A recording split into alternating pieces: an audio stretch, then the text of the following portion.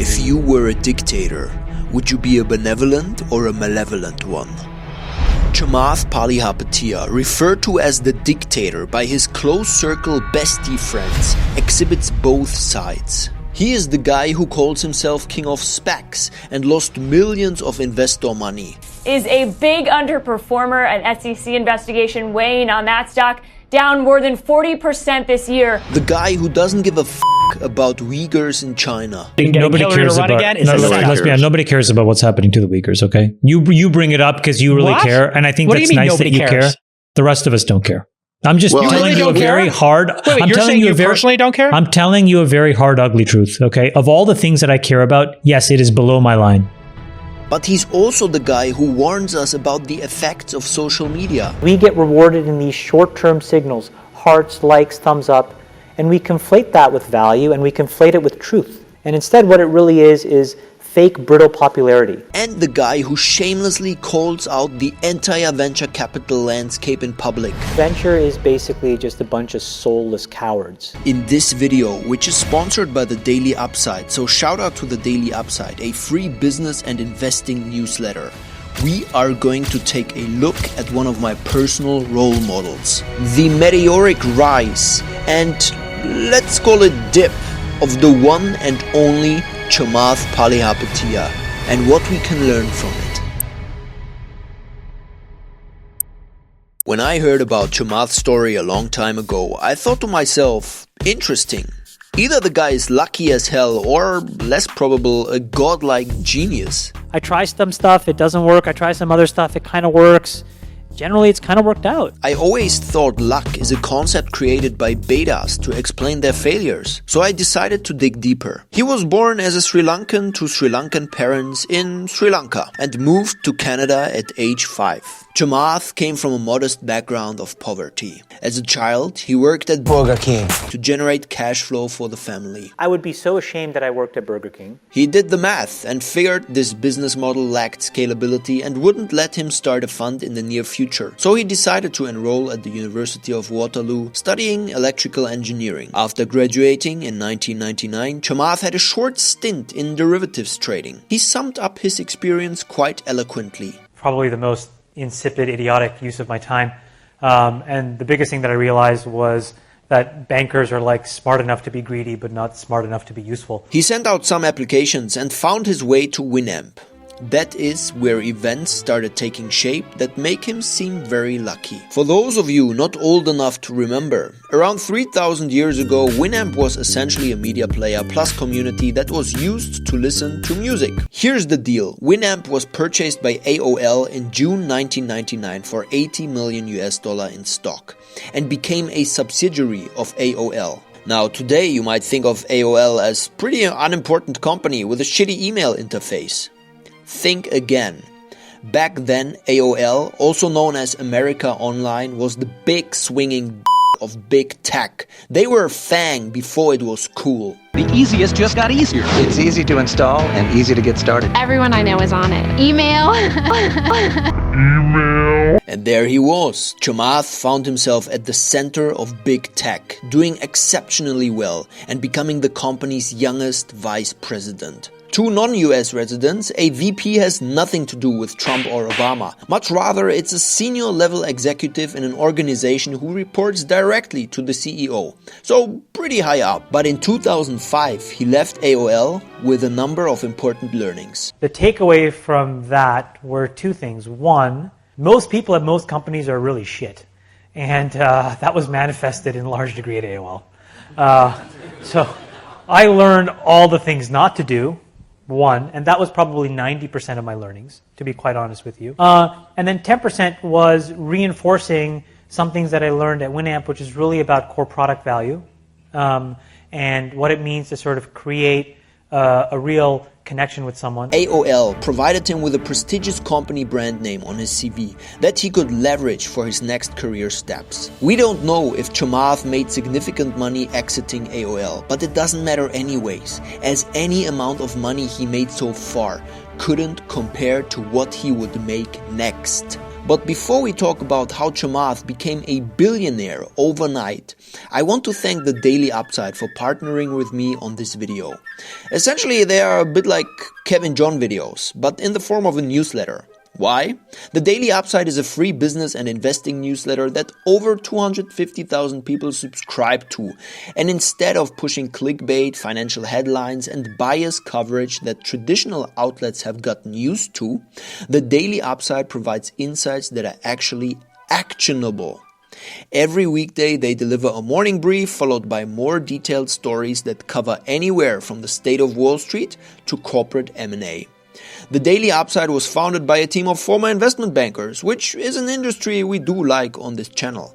I started reading the Daily Upside a couple of months ago when it was suggested by another YouTuber I subscribe to.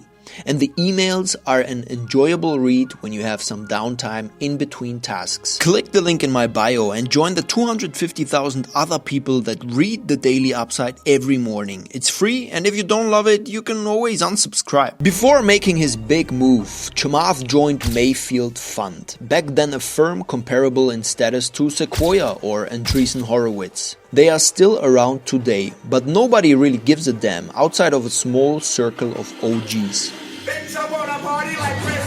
Their prestigious history today is a bit like the shy guy at the party who works for Renaissance Technologies.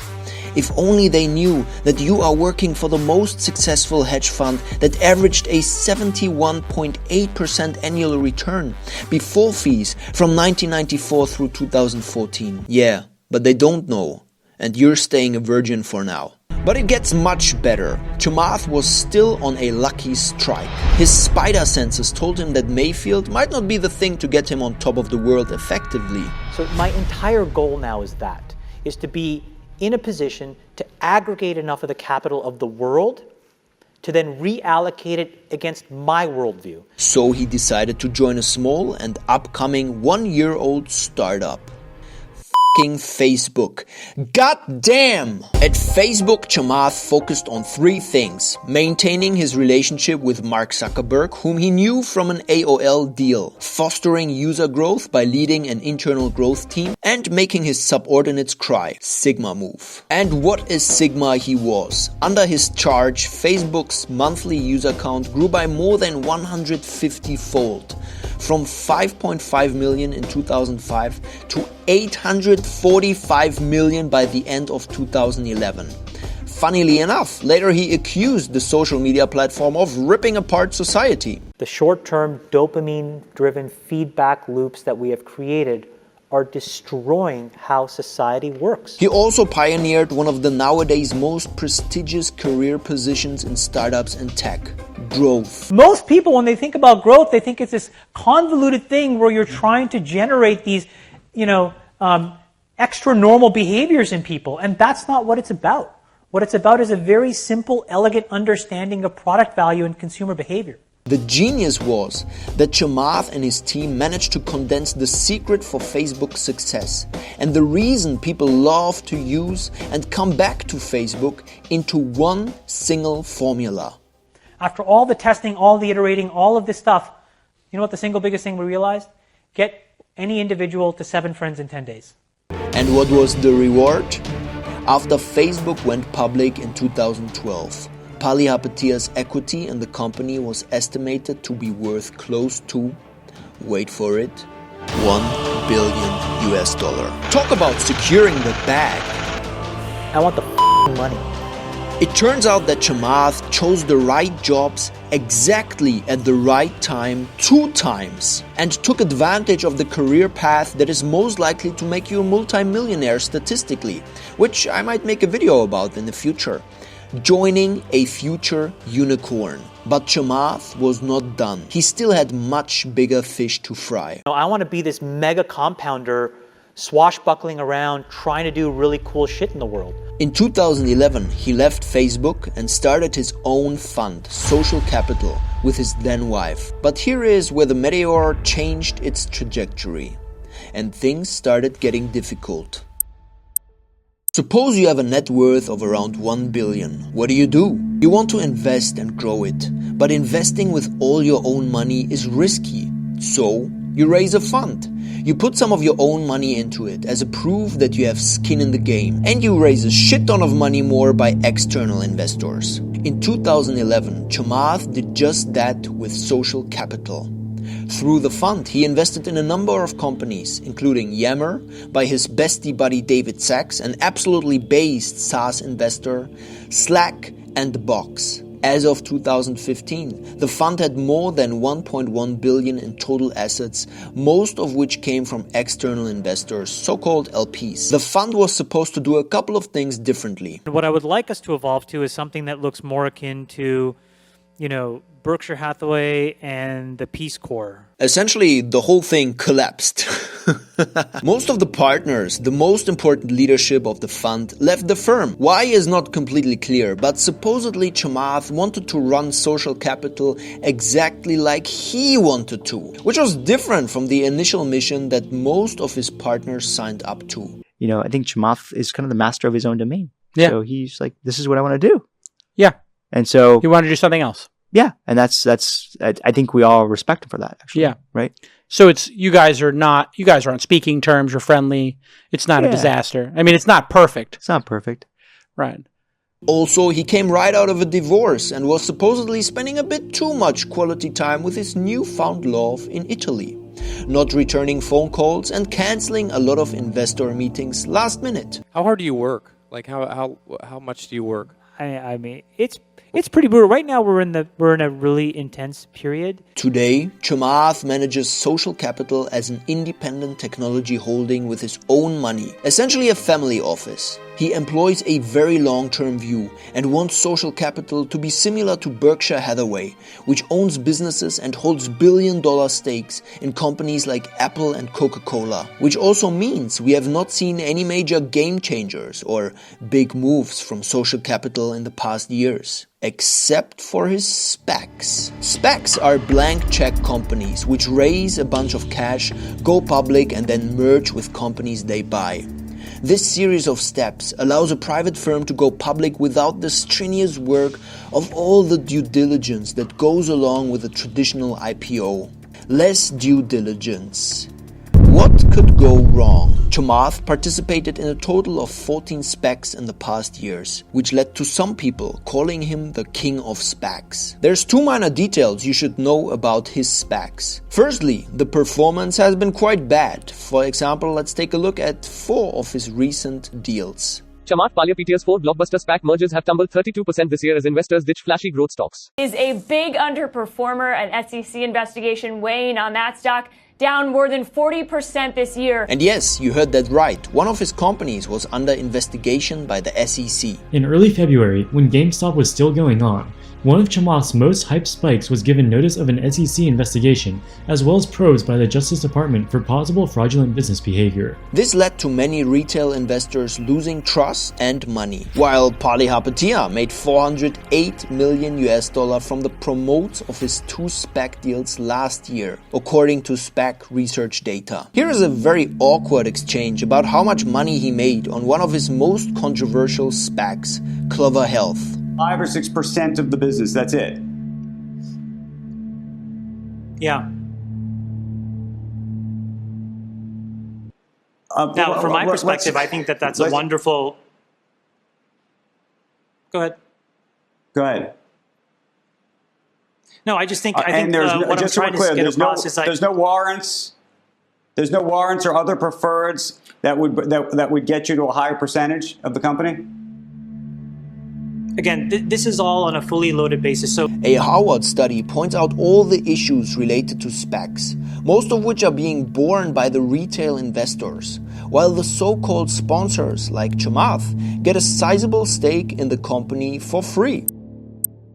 Today, Chamath takes pride in a few things. His humble upbringing, which he does not fail to mention at any point. My dad was unemployed for long stretches of time. My mom was a sole breadwinner. She was a housekeeper, then she was a nurse's aide. His view that the markets are about to crash. And I exited a ton of positions. All my pipes, my third-party pipes, I basically sold off except for one. And generally not giving a f*** fuck about what other people think about him. Nobody cares about. Let's be honest. Nobody cares about what's happening to the Uyghurs. Okay. Look, human rights issues are incredibly important, and his comments about Uyghurs in China are definitely off. Full stop. However, it's easy to say, what a terrible person, he's not caring about the Uyghurs. What a bad person, retail investors lost money on his SPACs. But we need to ask ourselves, in his position, would we really act differently? If you watching this video now log off and make a negative statement about China on Twitter, nothing happens. For guys like Chamath, millions of US dollar economic interest might be tied to statements like this. This doesn't make it better, but it's just something to keep in mind. And let's not also forget that the media is quick to turn up the rage meter to 99. They love a good scandal, which means we need to critically evaluate information we consume. Essentially, things are never just black or white. There's pros and there's cons to every person. But please rest assured, getting to over $1 billion of net worth in assets and staying there takes more than a bit of luck. And this leaves us with a final question. We are all incredibly driven people on this channel, and while we deeply respect Chamath's achievements in his early years, the last years seemed like a bit of a stagnation to external observers. Will he choose the family life, wearing cashmere sweaters and drinking wine with his partner Natalie in Italy? Or will he attack once more? Another aggressive push in order to radically increase his net worth. To aggregate enough of the capital of the world to then reallocate it against my worldview. No matter what, we'll be watching your next steps, Chamath. And thanks to the Daily Upside for sponsoring this video. By the way, people say I'm not a billionaire. Chamath is richer, more powerful, more famous startup investor. But there's one area where I beat this guy. My pants color.